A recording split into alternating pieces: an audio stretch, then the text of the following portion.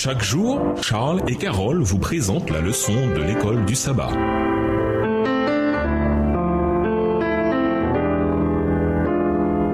Bienvenue dans votre émission Dieu nous parle. Ouais, sur de lundi. Un amour non réciproque. L'exemple frappant de l'amour de Dieu pour l'humanité déchue se trouve dans l'histoire d'Osée. Dieu avait ordonné au prophète Osée, va, prends une femme, prostituée et des enfants de prostitution, car le pays se prostitue. Il abandonne l'Éternel. Osée 1, verset 2, version du second. Osée et sa femme infidèle devaient être une leçon vivante de l'amour de Dieu pour son peuple, même en dépit de l'infidélité et de la prostitution spirituelle d'Israël. C'est-à-dire, c'est l'histoire de l'amour librement accordé par Dieu à ceux qui ne le méritent pas. En effet, malgré la fidélité et l'amour de Dieu, les gens s'étaient rebellés contre lui à maintes reprises. En conséquence, les Écritures décrivent à plusieurs reprises Dieu comme étant celui qui avait un amour non réciproque pour un conjoint infidèle. Il avait aimé son peuple parfaitement et fidèlement, mais il l'avait méprisé et avait servi et adoré d'autres dieux, l'attristant profondément et brisant la relation apparemment irréparable. Lisons Osée 14, verset 1 à 4. Que révèlent ces versets sur l'amour inébranlable de Dieu pour son peuple? Osée 14, versets 1 à 4. Israël, reviens à l'Éternel ton Dieu, car tu es tombé par ton iniquité. Apportez avec vous des paroles et revenez à l'Éternel. Dites-lui, pardonne toutes les iniquités et reçois-nous favorablement. Nous t'offrirons au lieu de taureau l'hommage de nos lèvres. L'Assyrien ne nous sauvera pas. Nous ne monterons pas sur des chevaux et nous ne dirons plus à l'ouvrage de nos mains notre Dieu, car c'est auprès de toi que l'orphelin trouve compassion. Je réparerai leur infidélité, j'aurai pour eux un amour sincère, car ma colère s'est détournée d'eux. À la suite de la rébellion répétée de son peuple, Dieu déclara, je réparerai leur infidélité, j'aurai pour eux un amour sincère, version du second. Le terme sincère dans l'expression j'aurai pour eux un amour sincère traduit un mot hébreu nedaba, qui connote ce qui est offert volontairement. C'est le même terme utilisé pour les offrandes volontaires dans le système des sanctuaires. Tout au long d'Osée et dans les récits des Écritures, Dieu fait preuve d'un engagement et d'une compassion étonnants envers son peuple. Bien qu'il soit allé vers d'autres dieux à plusieurs reprises, rompant la relation d'alliance apparemment irréparable, Dieu avait volontairement continué à leur accorder son amour. Le peuple ne méritait pas l'amour de Dieu. Il avait rejeté et renoncé à toute revendication légitime de cet amour. Pourtant, Dieu avait continué à leur accorder de l'amour sans aucune contrainte. Ici et ailleurs, les Écritures montrent constamment l'amour de Dieu comme étant libre et volontaire. Beaucoup de gens pensent que Dieu est un dirigeant et un juge distant et dur. Comment l'image d'un Dieu méprisé et affligé en tant que celui qui a un amour non réciproque pour un conjoint fidèle vous aide-t-elle à voir Dieu différemment? Comment cela change-t-il la façon dont vous voyez votre propre relation avec Dieu? Au revoir. Et à demain si Dieu veut.